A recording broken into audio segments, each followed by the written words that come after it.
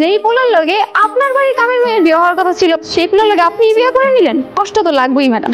আমার হাজবেন্ড তোকে প্রপোজ করেছিল, প্রেম তোর করেনি, ফুলের চিঠি দিছিল ম্যাডাম, আমি তো লাথি মেরে পালাই দিছি। যে বাসর আমার লগে পড়ার কথা ছিল সে বাসর করতেছেন ম্যাডামের লগে। আপনি তো একটা প্রতারক। অফিসে গেলে পরে যদি আমার বাইক টেক করে দেয়, অফিস আমাদের, আর কাউকে যদি চাকরি থেকে বের করতে হয় সেটা আমরা করি। হায় হায়, অফিস তো আমার, বউ আমার, তাহলে তো আমার কোনো চিন্তাই নাই। সেটাই, আপনার যা ইচ্ছা আপনি করতে পারবেন, নো টেনশন। আচ্ছা ঠিক আছে। আচ্ছা আপনি এক কাজ করুন, আপনি এই পেপারটা নিয়ে যান, কালকে সকালে আবার নতুন করে রেডি করে আনুন। হ্যাঁ, উনি কালকে সিগনেচার করে দেবেন। আমি না সত্যি সত্যি সিগনেচার করতে পারি না।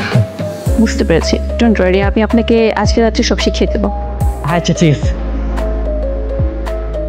জন্য একটা কফি দিও তো।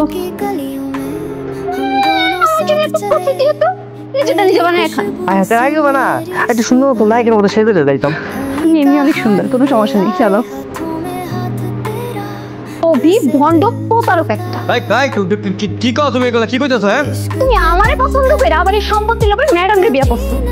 তোমার মতো বদমাইশ আমি আমার জীবনে দেখি নাই। আমার কোম্পানির ক্ষতি করে হইলেও তোমার বসের কোম্পানির অনেক লাভ করে দিতেছি না, এইটা যদি জানাজানি হয় তাহলে তো মস্ত বড় কেলেঙ্কারি হয়ে যাবে, বুঝছো? বুঝতে পারছি স্যার, আমি স্যারকে বলবো নেক্সট টাইম যদি আপনার অ্যাকাউন্টে টাকা পাঠিয়ে দেন, এবার মতো কাজটা করে দিন স্যার। ঠিক আছে, তোমরা কোনো চিন্তা করো না, কাজটা ঠিক মতোই হবে, যাও। আপনি একটু কলে থাকেন। হ্যাঁ, আর এখন যা যা হবে সবকিছু শুনবেন। আপনি যে কাজটা করছেন আমি কিন্তু কাজটা দেখে ফেলাইছি। হ্যাঁ, আমার কিন্তু ভাগ দিতে হবে। মানে? আরে এই যে একটু আগে একজন আইসা যে আপনার পকেটটা গরম করে দিয়ে গেল না, ওইখান থেকে আমার ভাগ দিতে হবে। শুধু তাই না, আপনার সামনে যত ঘুষ টুস খাইবেন ওইখানের টাকা আমার মানে সমান সমান ভাগ দিতে হবে। আমার তো দিতে আপত্তি নাই স্যার, আপনি কি সত্যি সত্যি ঘুষ খাইবেন? হ্যাঁ, ঘুষ দিতে সমস্যা কি? সমস্যা নাই তো। চাচা, আপনি কিন্তু বাবা অনেক ট্রাস্ট করতো, আর আপনি কিনা দিনের পর দিন ঘুষ খেয়ে কোম্পানির 12টা বাজিয়ে দিচ্ছি। তোমাকে অনেক থ্যাঙ্কস, তুমি এই কোম্পানির অনেক বড় হেল্প করেছো। মানাইও? কেন মানাবে না? আপনি যখন সাহেবের মতন পরিপাটি হয়ে অফিসে যাবেন সবাই আপনাকে রেসপেক্ট করবে, সম্মান করবে। হ্যাঁ, বুঝতে পারছি। তাহলে যে আপনার বন্ধুর মতো আর অন্য কেউ তো আমার অপমান করতে না পারে, তাই না? ম্যাডাম জি ম্যাডাম, ম্যাডাম এই বাচ্চা বাপ কাটা কম। মুকুল, আমি বলছি বাসায় চলো। না, আমি বাসায় যাবো না তো, আমি বাসায় যাবো না।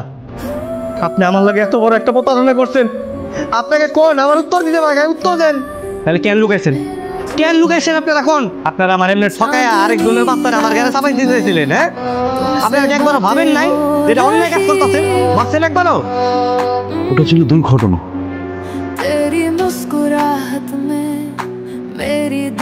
এত বড় ঘটনা লুকায় কোনো মায়ের কেউ বিয়ে দেয়? বাবা, এটা আমাদের ভুল হয়েছে, আমি সরি। জীবনে যে কলঙ্ক লেগেছে পৃথিবীর কোনো কিছু দিয়েও সেই কলঙ্ক মুছবে না।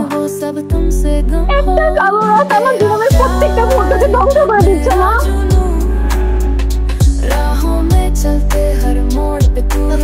সন্ধ্যার বাচ্চা আজকে থেকে আমার বাচ্চা, আজকে থেকে আমি বাচ্চার বাবা। আবার সন্ধ্যা তো আপত্তি করবো? কোনো সমস্যা নেই, আমি রাজি করবো। পরে যেভাবে রাজি করার লাগে আমি সবকিছু জানি, ওইভাবে রাজি করবো। সন্ধ্যা ম্যাডাম সকাল থেকে বাড়িতে নাই, তার নাম্বারও বন্ধ, আমরা কেউ কিছু জানি না হ্যাঁ কই গেছেন। আমি জানি, আমি জানি সন্ধ্যা কই থাকতে পারে, আমি জানি। আমি রেস্ট নিতে চল তবে চল। এই না তোর যাইতে বলো, আমি রেস্ট নিতে সন্ধ্যারে, আমি রেস্ট নিতে। আপনি এখানে মায়া দেখাতে এসেছেন তাই না? আমার মানসিক অনুভূতিতে এখানে আসছি, তোমার ছাড়া থাকতে পারবো।